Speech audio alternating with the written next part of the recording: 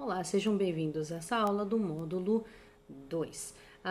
A gente vai falar um pouquinho sobre anatomia de cena, como você constrói uma cena, tá? Muita gente se perde, né, no sentido de que cria muitas cenas que não fazem muito sentido naquele momento, né, que quebram a tensão da obra, que são confusas, que não são objetivas e, mais importante, que não movem a trama para frente, tá?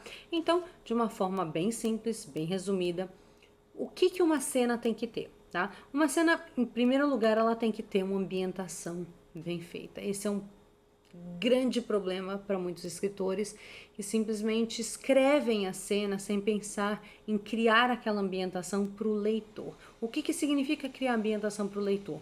Criar um espaço em 3D mesmo, em volta daquele leitor. Usar informações sensoriais para colocar o leitor naquele lugar. Quando isso não é bem feito, a gente tem a sensação de que aquele diálogo, de que aquela ação, de que aquele evento de trama está acontecendo num espaço em branco. Isso faz parte daquela coisa, daquela famoso contar e não mostrar.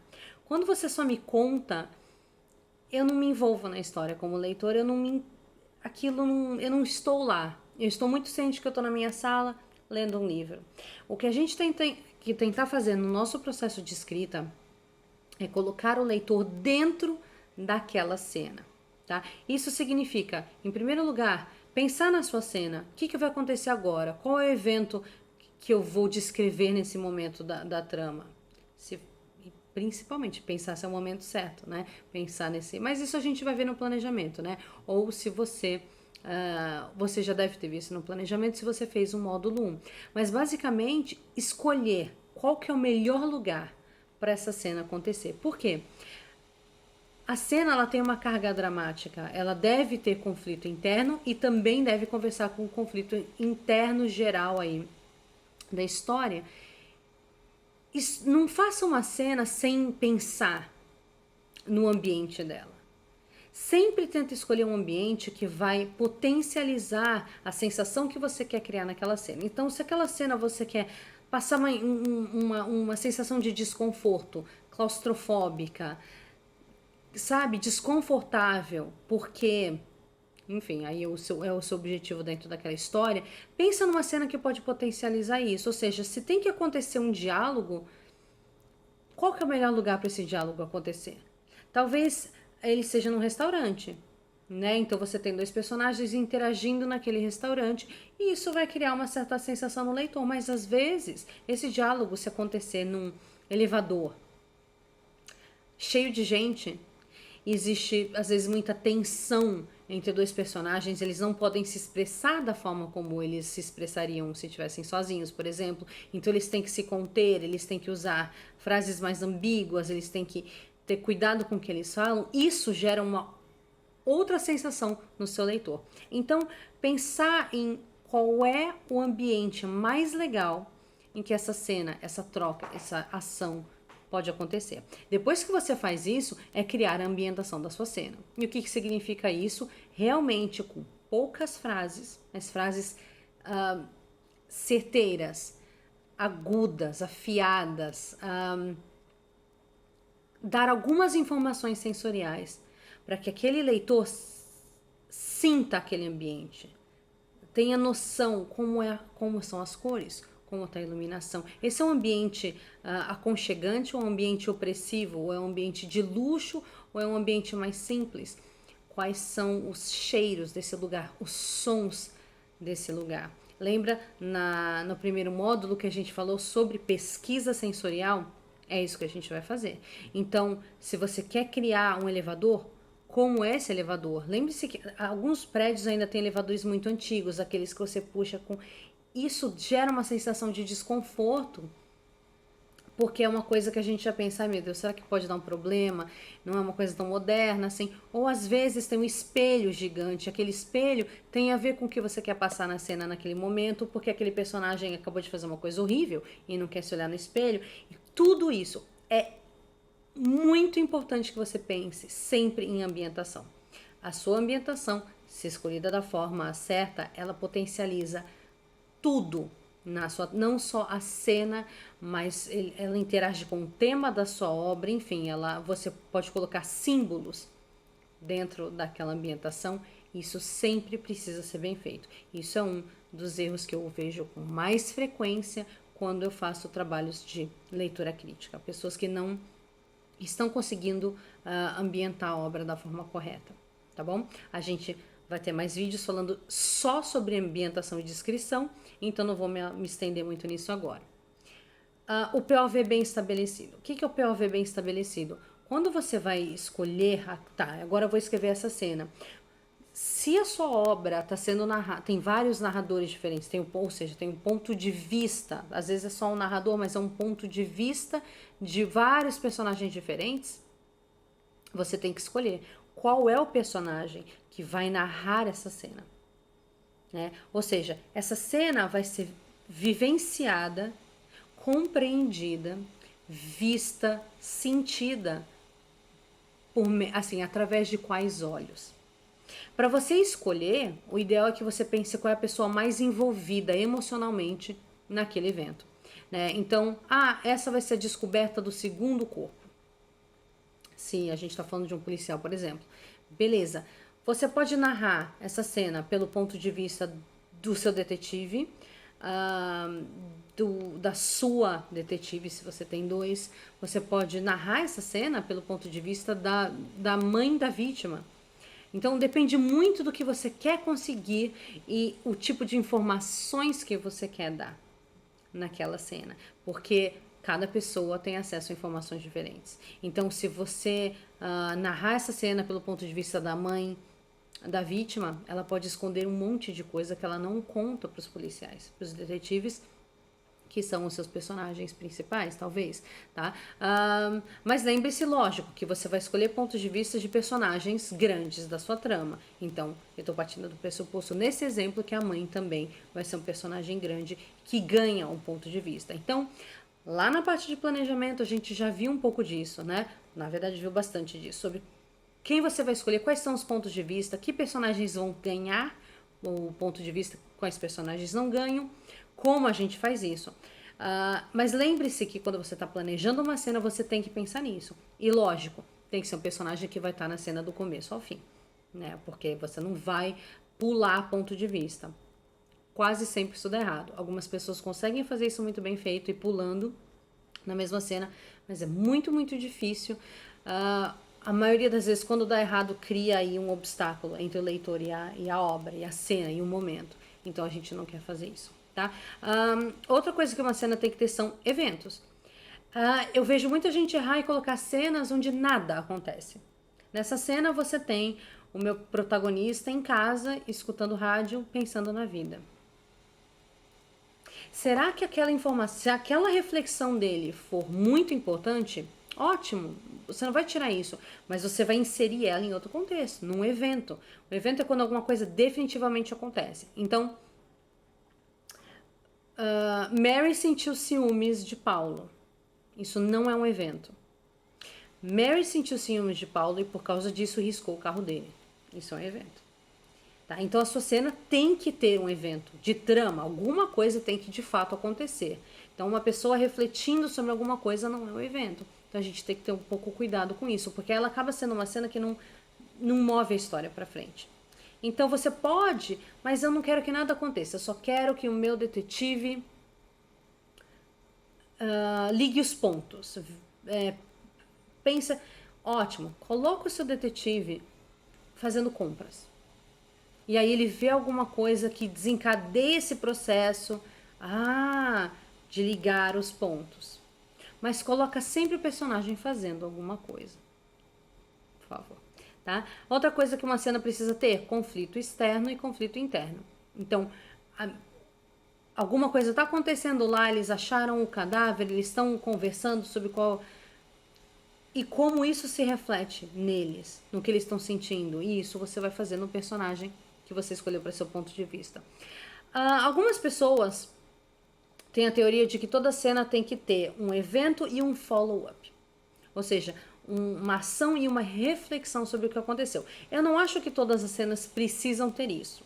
Mas eu acho que é sempre legal quando o que de fato aconteceu desencadeia algum processo aí intelectual no personagem. O importante é que você saiba que, de novo, não coloca ele só refletindo.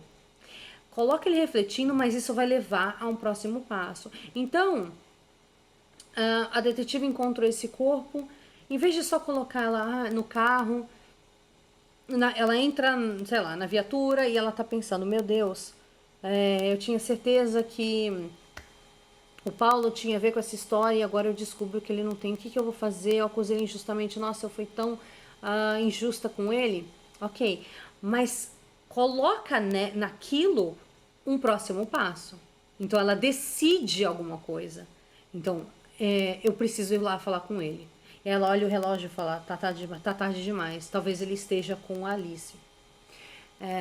Mas eu vou lá falar com ele. Porque é isso, beleza, isso a gente tem a sensação de que a história tá indo pra frente. Não coloque só uma reflexão que termina reticente, ok? A cena também tem que mover a história pra frente. Eu sempre falo isso pra vocês. Toda cena que você escreve, o seu leitor precisa sentir que ele saiu de um ponto e ele foi pro próximo.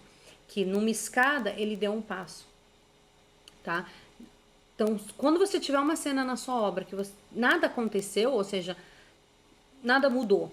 Se eu pulasse essa cena, a história continuava, sei lá, eu consegui continuar lendo numa boa, isso deve ser um alerta. Tá? Transforma essa cena em outra, junta essa cena com outra. A gente vai falar mais pra frente sobre essa fusão de cenas. E a quantidade certa de personagens, né? Às vezes a gente quer colocar muitos personagens numa cena e ela fica muito confusa, ela fica com aquela sensação de, gente, eu não tô entendendo nada no leitor. Então, muito cuidado com isso. Escolha quem realmente precisa estar lá. Ficaria mais interessante se fulano tivesse lá? Então, pensa na dinâmica entre os personagens para escolher quem você vai colocar nessa cena, tá? A primeira coisa que eu diria que é fundamental em termos de técnica é... vou dar sempre o mesmo exemplo. Eu adoro esse exemplo porque eu acho que ele ajuda muito a entender o que eu quero dizer com essa frase. A frase é: comece a cena tarde e termine a cena cedo. O que isso significa? Se você está fazendo um vídeo, aqueles primeiros segundos onde você está assim, você não vai deixar no vídeo. Isso é o tipo de coisa que na hora da edição você vai cortar aquele começo. O vídeo começa quando você fala, olá, sejam bem-vindos, certo? Mesma coisa quando o vídeo termina. Então eu terminei de dar minha aula e falo, nossa, essa da aula cansou. Nossa, que sede, nossa, eu vou ter que pedir minha comida no iFood agora. Deixa eu desligar. Esse final, você vai editar.